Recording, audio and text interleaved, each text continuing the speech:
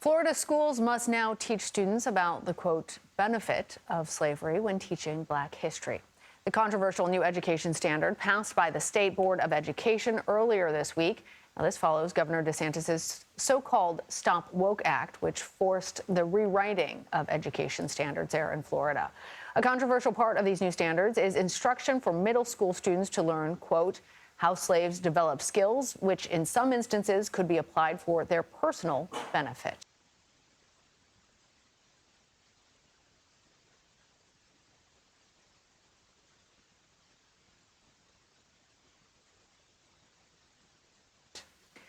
The largest teachers union in the state has spoken out against the new standards, calling them, quote, a step backward, adding that students deserve the full truth of American history. For more on this, we are joined by Andrew Atterbury. He is an education policy reporter for Politico based in Florida. Andrew, implying that enslaved people benefited from their bondage has understandably upset many people. How are folks in Florida responding?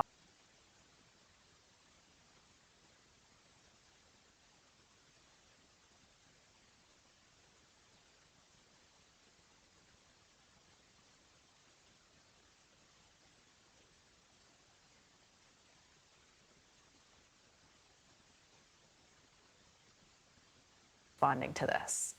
Sure. Hey, thanks for having me. Glad to be here from Tallahassee.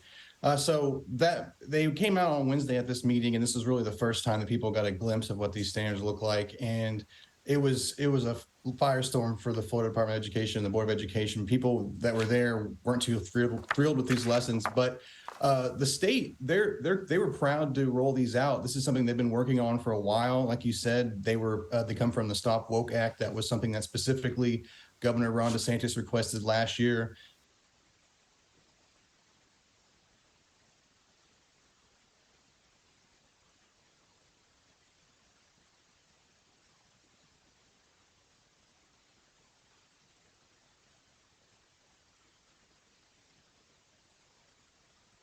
The woke part is actually an acronym. It means the Wrongs to Our Kids and Employees Act. That was something that was one of his biggest parts of his agenda back last year.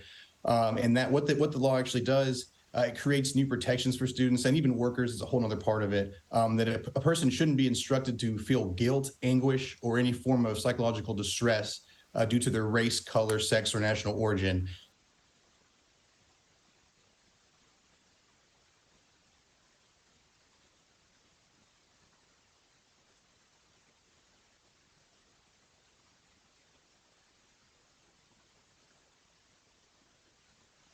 So because of that new law, they decided that they needed to change all of these the standards too. So they actually created a whole new carve out on Black history, which is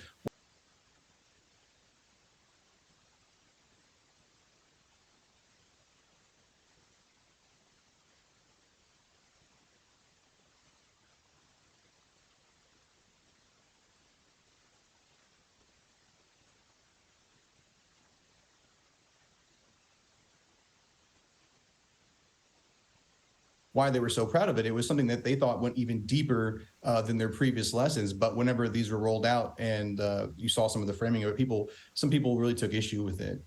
Andrew, I should say that we reached out to the governor's office and they pointed us to a statement that was shared by the Board of Education. It reads in part, quote, Florida students deserve to learn how slaves took advantage of whatever circumstances they were in to benefit themselves and the community of African descendants.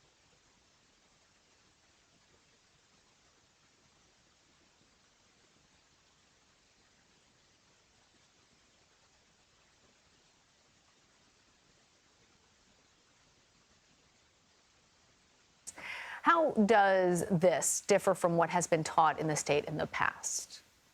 Well, when you look at the lessons, they really didn't have any specific carve outs for Black history. So this is all for a lot of this stuff is new things that they're introducing, which is why the state thinks this is good for them. We're going, hey, we're actually going deeper into some of this stuff. But when you look at, like you said, the way that some of these were worded, like the benefits of it, people said that was just absolutely not okay. I mean, you saw this getting issue. Like people were raising like civil rights lawyers.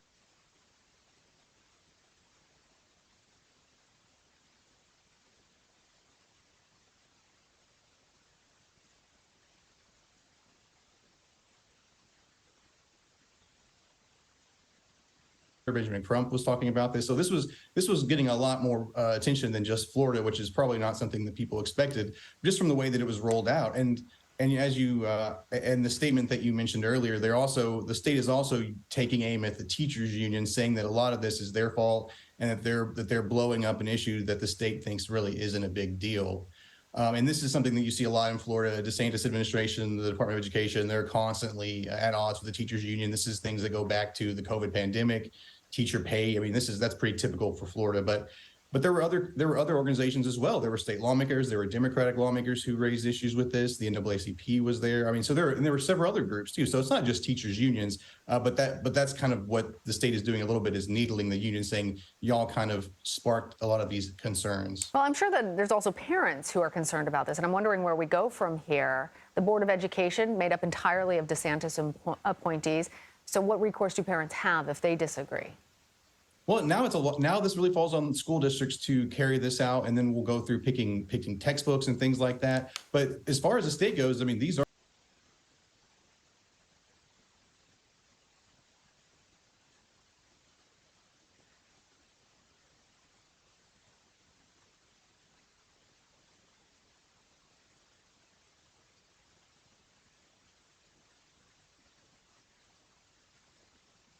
the standards now. These were unanimously passed by the Board of Education, and the Board of Education stood by these too. You know, they said the whole history is there. They said that they stood by these, and that they kind of downplayed the complaints as saying, you know, that we think this is great and people are just missing the point, basically. So from the state's perspective, this is pretty much done, which is why you see them defending it today, and they doubled down on it again today, saying that this is what we're going to go with. And you still, even speaking to some of the concerns, I mean, Vice President Kamala Harris spoke out about it. She's supposed to speak in Jacksonville today.